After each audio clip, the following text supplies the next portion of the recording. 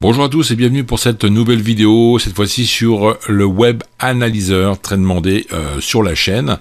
Écoutez, nous allons vous expliquer un petit peu comment moi je travaille sur cet outil. Alors à droite, vous pouvez changer directement votre couleur. Je pense que vous l'avez déjà deviné, moi je préfère avoir une couleur un peu plus sombre pour que cela ne me gêne pas visuellement.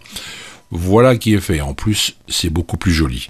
Alors, comme vous avez pu le constater, ici nous avons le graphique avec les indicateurs, les bandes de Bollinger, les volumes.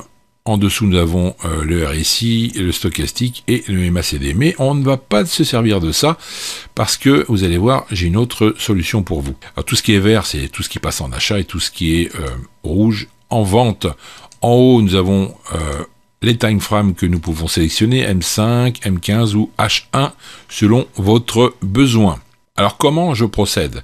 Eh bien c'est tout simple, vous allez ouvrir votre graphique, soit FXM si vous utilisez FXM, ou tout simplement votre MetaTrader, et puis vous allez prendre votre fenêtre et vous allez l'agrandir comme ceci, pour avoir facilement un œil sur votre graphique et un œil sur les alertes. C'est comme ça qu'on va travailler.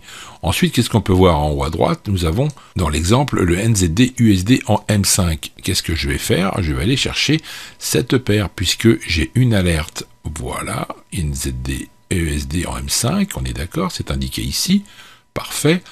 Maintenant, j'ouvre mon graphique. Donc, le Web Analyzer me propose une alerte en achat. Et pour savoir si je suis vraiment dans une tendance de fond acheteuse, je vais me mettre en mensuel pour vérifier. Et malheureusement, je suis en vente.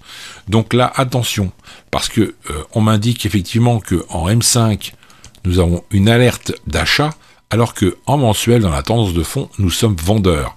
Donc soyez très vigilants avec ça. Je préfère vérifier ça en premier avant de rentrer sur l'alerte. Maintenant, pour l'exemple, je vais vous montrer ce qu'il faudrait faire si vous êtes dans la tendance de fond. Il suffit de prendre l'alerte du prix à 0,72155 et d'aller tirer une ligne horizontale avec l'alerte. Vous la mettez avec une couleur qui vous donne le prix à l'endroit exact où il faut rentrer sur l'alerte. Puis, voilà. Maintenant, on sait que le prix est ici et que si je dois acheter, j'achèterai à partir de ce prix-là, à 0,72155. Maintenant, pour aller chercher mon take profit, c'est très simple. Je vais aller également prendre une autre ligne horizontale, comme ceci, et je vais aller chercher un sommet. Si vous regardez bien, à gauche, nous avons été touchés ici, d'accord? Voilà comment trader avec le Web Analyzer en ayant une alerte de prix, en ayant un take profit en allant chercher soit un creux, soit un sommet.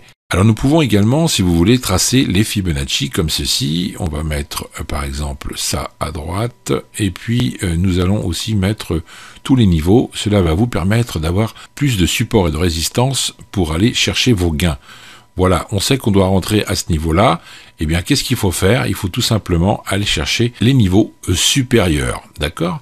Maintenant, comme je vous l'ai dit, on n'est pas dans la tendance de fond acheteuse, on est plutôt dans la tendance de fond vendeuse. Si on était dans la tendance de fond acheteuse, je rentrerais à ce niveau de prix pour aller chercher les niveaux supérieurs, d'accord? Alors, admettons qu'on est dans la tendance de fond acheteuse et que mon niveau de prix est dépassé. Eh bien, je vais attendre une confirmation de cassure d'un plus haut pour rentrer réellement sur le marché, pour ne pas me faire surprendre par un retour sur les niveaux les plus bas. Donc je vais tracer comme ceci une petite résistance, et à partir de cette cassure de résistance, eh bien, j'irai chercher mon TP qui est au-dessus. Voilà, tout simplement. Vous pouvez également ajuster votre stop sous les autres niveaux un peu plus bas. Donc c'est comme ça que moi j'utilise cet outil, j'espère que ça va vous aider. En tous les cas, faites très attention aux alertes, vérifiez d'abord la tendance de fond pour être dans le même sens que les alertes, et vous aurez beaucoup plus de chances de réussite avec vos trades. Voilà, merci à tous et à bientôt sur eMarkets Live.